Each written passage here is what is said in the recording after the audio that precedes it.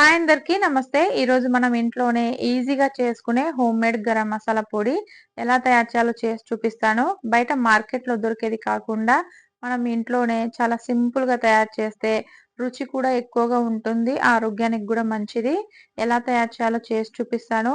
ఇది veg, non veg దేంట్లోకైనా సూపర్‌గా ఉంటుందండి. ముందుగా స్టవ్ పైన కడాయి పెట్టుకొని లోలో ఉంచుకొని హాఫ్ కప్పు ధనియాలు, అలానే 1 టేబుల్ స్పూన్ జీలకర్ర, 1 టేబుల్ స్పూన్ షాహీ జీరా, అలానే హాఫ్ టేబుల్ స్పూన్ ఏమో సోంపేసుకోవాలి. వీటన్నిటిని లో ఫ్లేమ్‌లో జస్ట్ 1 ఆర్ 2 మినిట్స్ పాటు డ్రైగా ఫ్రై చేసుకోవాలి. ఇలా కంటిన్యూగా కలుపుతూ 1 ఆర్ 2 మినిట్స్ ఫ్రై చేసుకుంటే ఇవి చాలా క్రిస్పీగా అవుతాయి. వీటి కలర్ గూడా అసలు చేంజ్ అవ్వగూడదు. వీటిలో ఉన్న తేమ అనేది మనకి పూర్తిగా తగ్గిపోవాలన్నమాట. ఒకవేళ హై ఫ్లేమ్‌లో ఫ్రై చేసుకుంటే పైన కలర్ చేంజ్ అయిపోయి మసాలా టేస్ట్ అనేది పాడైపోతుంది. లో ఫ్లేమ్‌లో ఫ్రై చేసుకోవడం వల్ల ఇవి చాలా క్రిస్పీగా అవుతాయి. కలర్ చేంజ్ అవ్వకుండా ఉంటుంది. టేస్ట్ కూడా బావుంటుంది మసాలాది. ఇలా ఫ్రై చేసుకున్న ధనియాలు, జీలకర్ర, సోంపుని ఒక ప్లేట్‌లో తీసుకొని పక్కన అదే కడాయిలో 2 టేబుల్ స్పూన్ల దాల్చిన చెక్క ఇలా తుంపుకొని ఏసుకున్నాను. అలానే 2 టేబుల్ స్పూన్ల బ్లాక్ పెప్పరు, 2 టేబుల్ స్పూన్ల లవంగ మొగ్గలు, 5 స్టార్ పువ్వులు, అలానే 20-25 దాకా యాలుక్కాయలేసుకున్నాను. 5 నల్ల యాలుక్కాయలేసుకున్నాను. అలానే 2 జావిత్రులు, 1 టేబుల్ స్పూన్ ఏమో స్టోన్ ఫ్లవర్ ఏసుకున్నాను. ఇది పర్ఫెక్ట్‌గా హోటల్ స్టైల్‌లో చేసుకునే garam masala recipe. Half teaspoon ఏమో నేను స్టోన్ ఫ్లవర్ ఏసుకున్నాను. ఒకటేమో జాజికాయ తీసుకున్నానండి. జాజికాయని ఇలా ముక్కలుగా బ్రేక్ చేసుకొని ఫ్రై చేసుకోవాలి. మొత్తం వేసుకుంటే ఒకటి ఫ్రై అవ్వడం కష్టమవుతుందని చెప్పి ఇలా బ్రేక్ చేసుకొని ఏసుకున్నాను ముక్కలుగా.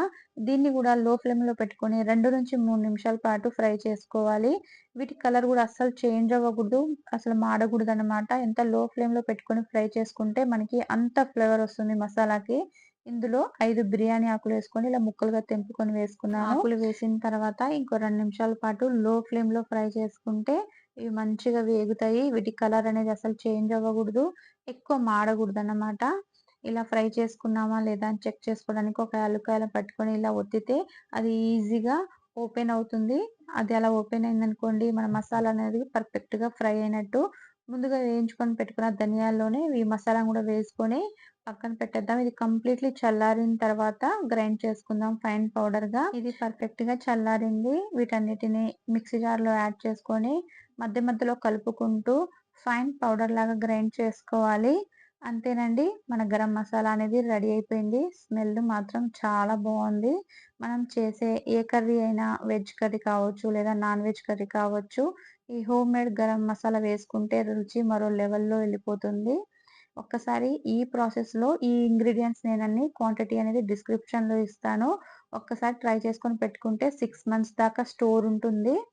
అలానే నేను ధనియాలను గూడా ఎలా పొడి చేసుకొని పెట్టుకుంటానో మీతో షేర్ చేస్తున్నాను.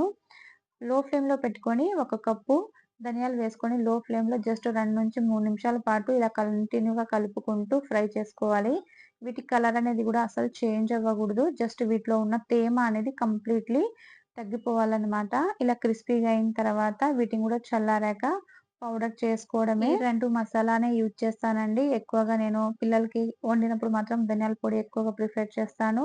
ఏదైనా పులావ్, వెజ్, నాన్ వెజ్ బిర్యానీలో అయితే నేను చేసిన గరం మసాలా యూజ్ చేస్తా. టేస్ట్ మాత్రం చాలా బావుంటుంది. బిర్యానీ రెసిపీ చాలామంది అడుగుతూ ఉంటారు. ఈ మసాలా చేసే నేను బిర్యానీ ప్రిపేర్ చేస్తాననమాట. ఎంత సింపుల్‌గా హోమ్‌మేడ్ గరం మసాలా రెడీ అయిపోయింది కదా! ఈ మసాలా వెజిటేరియన్ వంటల్లో గానీ, నాన్ వెజ్ కర్రీలో గానీ, బిర్యానీ లేదా పులావ్‌లలో వేసుకుంటే అద్భుతమైన రుచి వస్తుంది.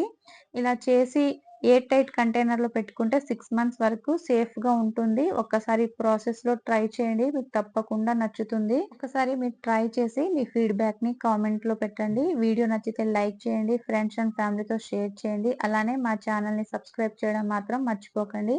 Please subscribe.